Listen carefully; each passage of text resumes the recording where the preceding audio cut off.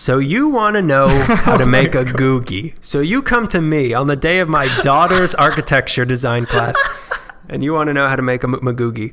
Googie. Yes. We've already said it at least 40 times. I really hate saying it. I hope you understand how much a lot of people don't like it. Yeah. You'll hear why. Okay. So it's pronounced Google, you say? It's pronounced shut up and stop interrupting us, we say. That's how it's pronounced. Yeah. Googie is an architecture style. If you want to like you were saying, if you want to instantly picture it in your head, just think of this.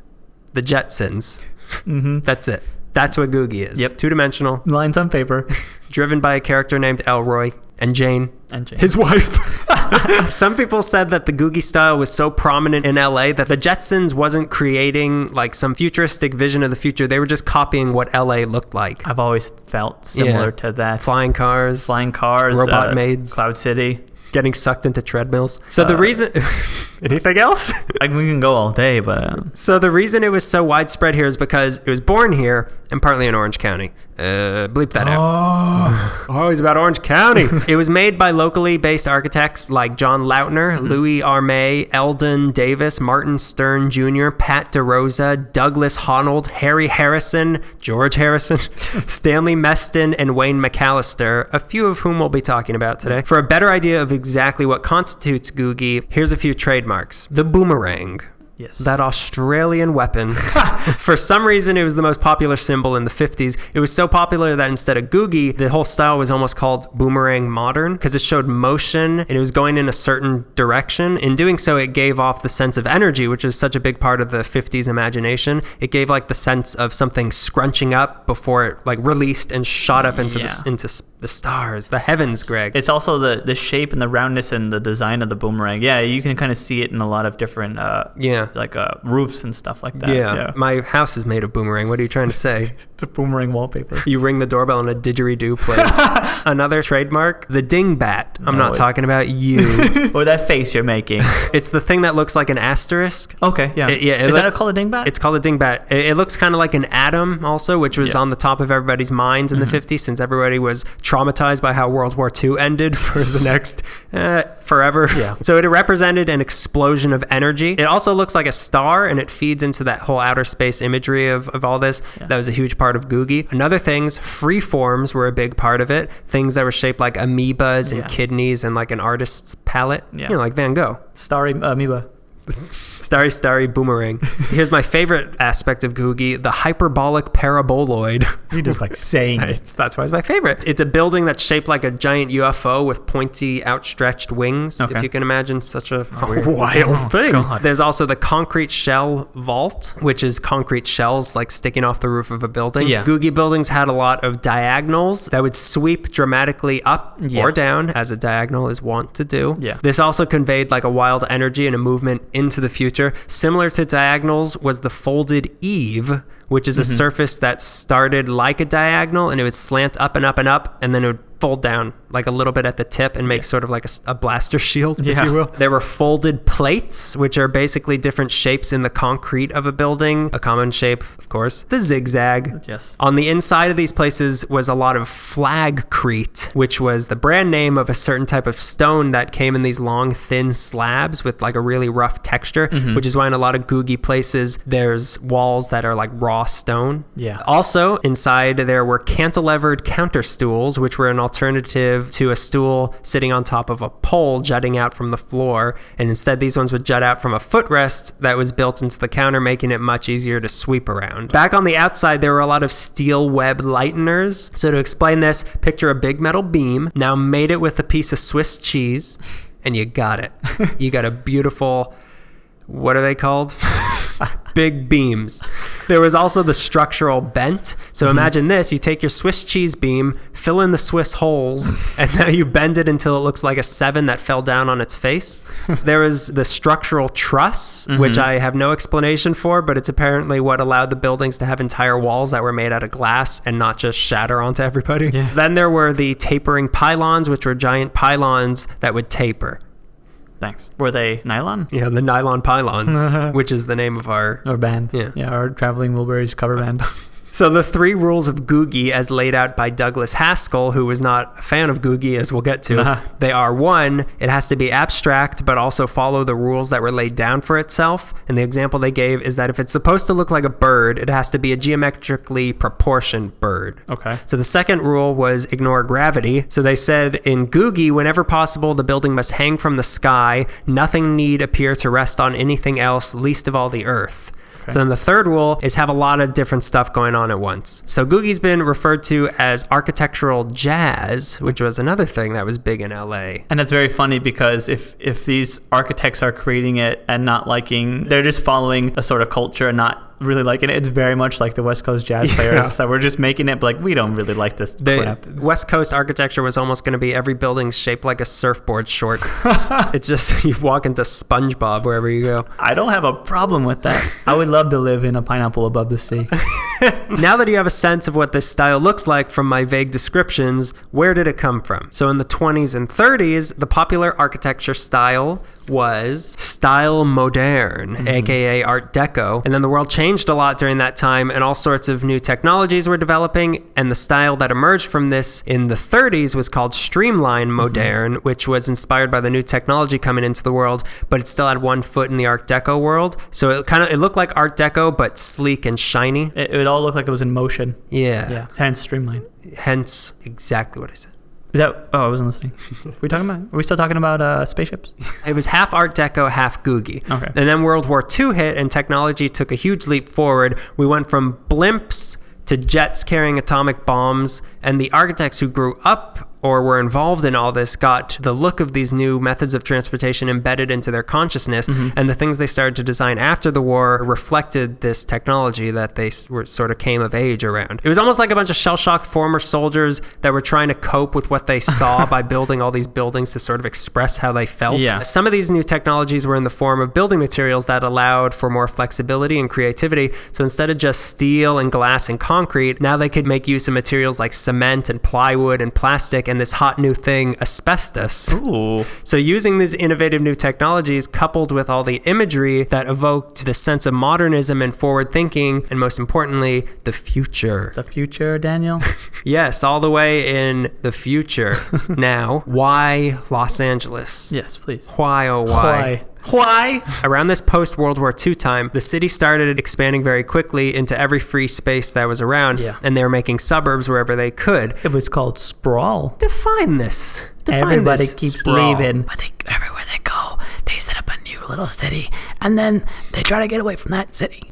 And they just keep going and going until you're in that little valley and you don't know how you got there. Since these new free spaces used to just be ranches or orange groves, there was no sense of history or tradition aside from the kitsch, who at this point were long forgotten, that any of these architects were shackled to. Like, you can't build a giant spaceship in the middle of New York City because it wouldn't fit in. But here, in the middle of nothing, there were no rules. So they had a blank slate to create whatever they felt like experimenting with. And some of these guys as well had been movie set designers in the 30s and 40s. The city changed from having one central downtown area to many scattered suburbs, as we know.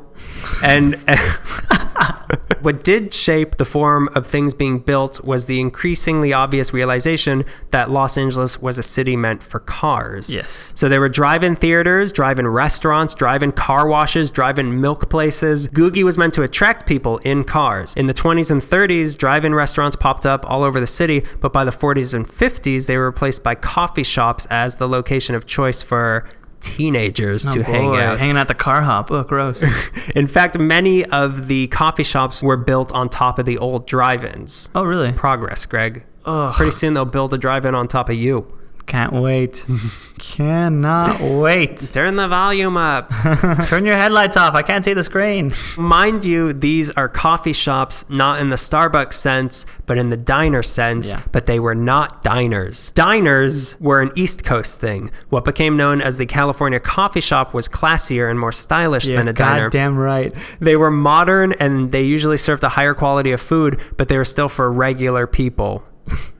The contempt you have when you say stuff like that. Regular people. I don't want to be there. You'll find me at the Chateau Marmont at Starbucks. The Starbucks at the Chateau Marmont. They weren't fancy restaurants. They just catered to the people who wanted to eat out but didn't want to waste their money on some greasy spoon. Ooh, where's that? Where's the greasy that spoon? Googie? Are they still open? They're usually open 24 hours a day. So Googie was born out of the California coffee shops because their business depended on people driving by in a car. Yeah. There were so many coffee shops around with this same style that before it was officially termed Googie, it was referred to as coffee shop modern. I love that term. Let's call it that. No, it's Googie. I hate saying it. Coffee shop modern just sounds stupid, like something a baby would say. I hate saying it. Boomerang modern.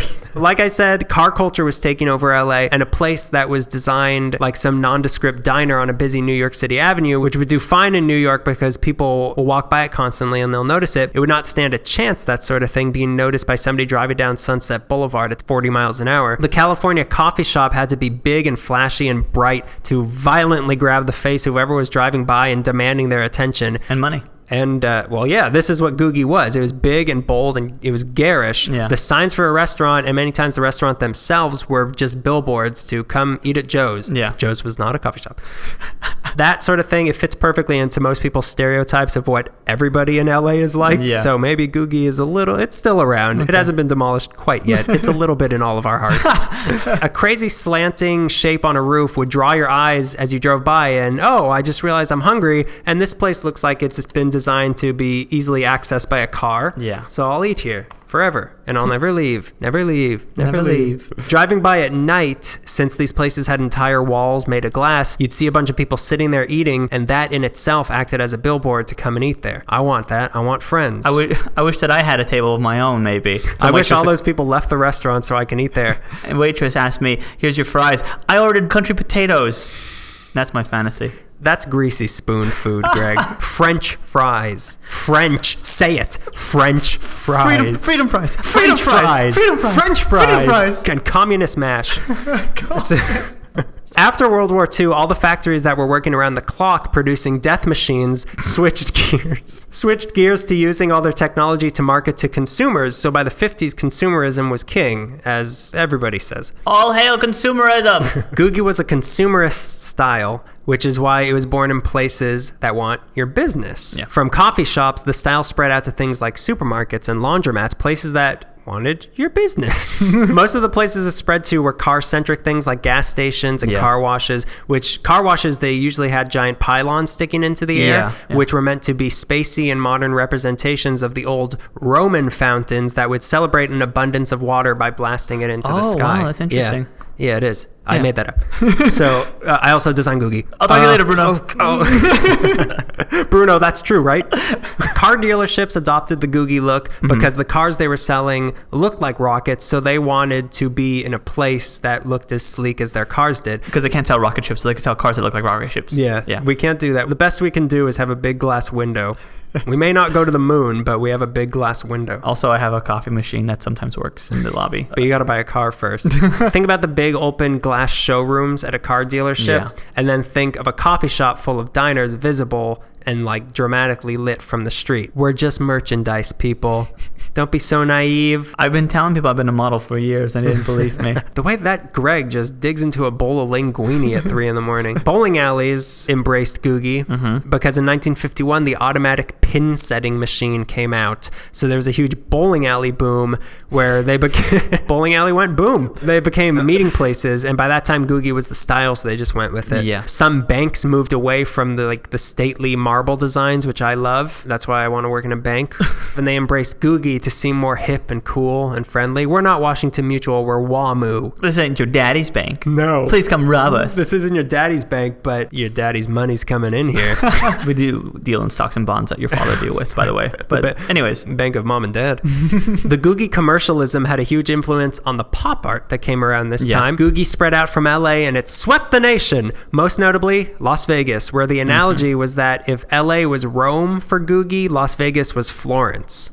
I don't study, Euro trash stuff, you know what I mean? What is it, like LA is Grand Rapids, Michigan, and Las Vegas is like my favorite city in the world, Des Moines, Iowa? Examples outside of LA where Googie has spread to, Seattle Space Needle. Okay. The Atomium in Brussels is Googie. Tomorrowland is Googie. Yeah. McDonald's started out as Googie and fully embraced the whole Googie idea of car business. Yeah. But they mostly switched to a more traditional look with a giant hamburger man. The heyday of Googie was the 50s and 60s, but make no mistake, it was never respected by anybody. Yeah. And to this day, it still kind of isn't. It's appreciated now as a symbol of the 50s and 60s, but it isn't revered like Art Deco or something like that is. So from the get-go, it was just dismissed as silly and frivolous. Architecture critics would look at a Googie building and shrug it off as just a facade. The name itself, that Greg loves, Googie, was too wacky to be taken seriously by esteemed scholars. It was too flamboyant and West Coast to be taken seriously. It's funny that now that you say that, it makes sense. I mean, I've doing the reading, I can tell that people didn't really like the title attached to them, but just in trying to find a book on Googie, there's two. Yeah, there's like, two, and one is an updated edition of the first one. There's like hundreds of books on Art Deco. There's very many books on Streamline and everything, but Googie has 2 books. They wrote a bunch, and then all the architecture critics... What is this trash? They called it child-oriented trash. Did they? Yeah. That's funny. It was too flashy and quirky for some, but since they were meant as advertising pieces, they couldn't afford to be subtle. So they were seen as crass. Yeah. And that element of advertising was a huge part of the reason why people frowned upon it. The label Googie, it quickly became an insult. It was used to describe things that were designed sloppy or cheaply made and carried with it a connotation of shameless advertising and exaggeration, which it was. The architecture world looked down on Googie and saw it in poor taste because they were all of the opinion that good, interesting work can only come from high art. Yeah. Listen, we all know that the B-52s are just as good as Radiohead. We're going to say that today. The Googie of bands. They are the Googie of bands. And Radiohead's the Art Deco of bands. So these people, they thought that good, innovative work could only come from the designs of the homes of the wealthy or extravagant buildings. But Googie was an architectural style for the people. Modernism was used in the designs of houses of the ultra-rich, but Googie, which was a subgenre of modernism, albeit an exaggerated modernism, was in places like gas stations and coffee shops, places where the common person was found. A lot of the negative image that Googie has, it was classist. Yeah. Because rich people didn't spend much of their time in coffee shops or in a bowling alley with Ralph Cramden eating cold chicken or getting their own groceries. Listen, Ralph can't have hot chicken. We told them that. I don't know why they keep coming on about it. God, rich people only eat their hot chicken. They like hot chicken. They like their chicken hot. I'll have my chicken boiled, please. The fanciest way to prepare a chicken. Hot. Rich people weren't going out and getting their own groceries, so why should they have any respect for the buildings where that sort of thing happens? Right. It was lowbrow and it was gross. Why would I get a box of Pringles? Because they don't come in boxes, stupid. They don't know that. But that's what's charming about Googie, is that it wasn't condescending, it wasn't pompous, it brought modernism to everybody, but because of that, it never got respect. Yeah. So Googie lasted about 25 years, but by 1970, it was pretty much over. By that time, we had landed on the moon, and that's it. Yep. We've done all we have to do. The future was here. Also, around this time was when the eco movement started, and people started to realize that we have a finite amount of resources, and we can't start making buildings out of plastic anymore. And they turned against all the synthetic materials that Googie relied on. The style shifted from trying to build the future to trying to replicate the past with more earthy, environmentally friendly styles. Hippies just ruin everything. The hippies brought down the 50s. Can we make a house out of granola? No! Leave me alone! Take a shower! Granola moderne. you never heard of that? The dog ate my house. The pack of dogs ate my house. What's that band where there's like 30 people in it? Grateful Dead? Yeah, Grateful Dead. Nah, this joke is over. What band has 30 people in it? Sonic Spree? Polyphonic Spree. Polyphonic Spree has 30 granola, people. Get it out. The Polyphonic Spree is the granola moderne of bands, along with the B-52s of Googie and the Art Deco of Radiohead. Time for those beautiful Art Deco sounds of Thom Yorke. A lot of Googie places went Polynesian, and they turned into tiki places. Mm-hmm. By the 80s... I don't mind that at all. You wouldn't. Oh, here we are. Just go Jungle Boogie. By the 80s... So we've gone from Tomorrowland to the Jungle Cruise. I'm okay with that. The whole spectrum of Disneyland. We've spanned the whole park here. By the 80s, most of the Googie places were closed, but still there. But nowadays, not too many are left, and they're going away very quickly. Since most of the coffee shops were on the corners of busy intersections to attract customers better, as the city grew, these intersections became prime real estate, so they were bought up and turned into high-rise buildings. I love the beauty of skyscrapers that I'm not invited to. You stay out of the Empire State Building. King Kong doesn't live here anymore. The city. My favorite book is King Kong Doesn't Live Here Anymore. It's my favorite Martin Scorsese's first movie. The city just outgrew Googie, and since it was a very suburban style rather than a city style, and these places were just coffee shops, just coffee shops. It was ignored and it was allowed to fade away. But regardless, many of the Googies are still around.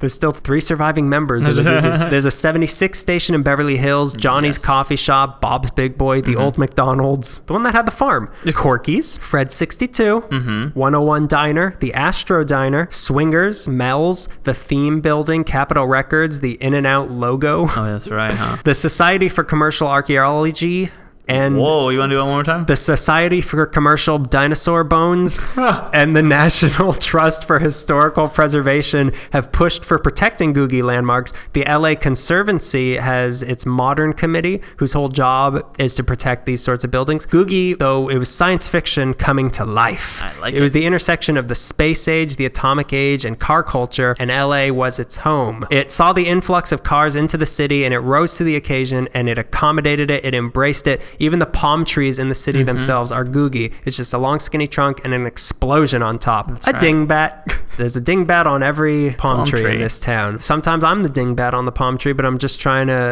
bird watching, okay? I'm not trying to spy on your mother. You're too high up. We have a small house. She lives in the U.S. Tower building. That Hanna-Barbera style was so LA, but we couldn't put our finger on why. Now we know. Yeah. Googie. I mean, if you look at even like the way some houses in the Flintstones are set up, they're very Googie. They have like long kind of bent roofs and stuff, and they have Swiss cheese walls. And all that, like the flashy colors and amoeba shapes and the fun fonts that you see in like a lot of Googie logos and stuff. Yeah. A lot of diamond shapes. Diamonds, yeah. It's all there. A diamond boomerang. That was the ultimate gift for someone in the 50s. If you mix a diamond boomerang and a dingbat, you get a ninja star, which brings us to the 80s. Ninja culture of LA.